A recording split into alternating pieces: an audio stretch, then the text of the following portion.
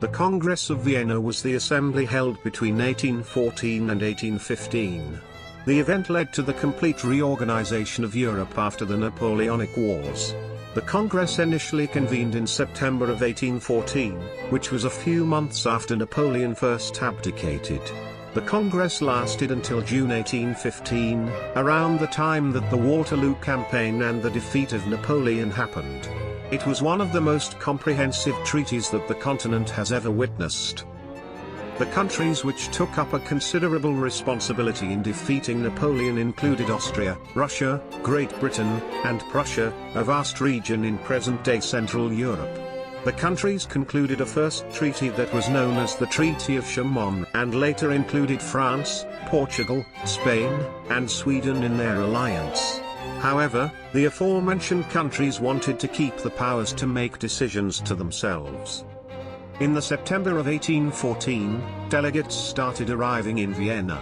These were Europe's most important statesmen, including prime ministers, representatives to emperors, dukes, principal ministers and other ranking statesmen. Every part of the European continent was represented at the conference.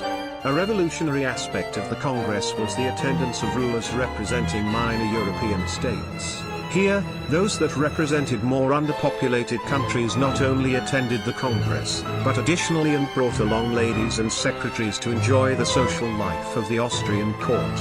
It is said that this social side of the Congress was the reason why the Congress of Vienna took such a long time before it produced tangible results.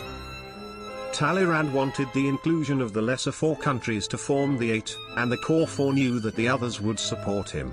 They did not intend to cede to his demands, so the meetings were postponed many times. However, at some point, the four fell out, and Talleyrand realized that he had won Castlereagh and Metternich.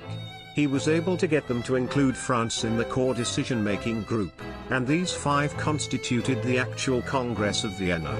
In June 1815, the final act of the Congress of Vienna was signed. This included all the earlier agreements in one instrument.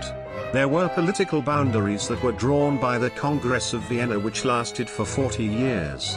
The principals worked out a balance of power which ignored some aspects of statesmanship.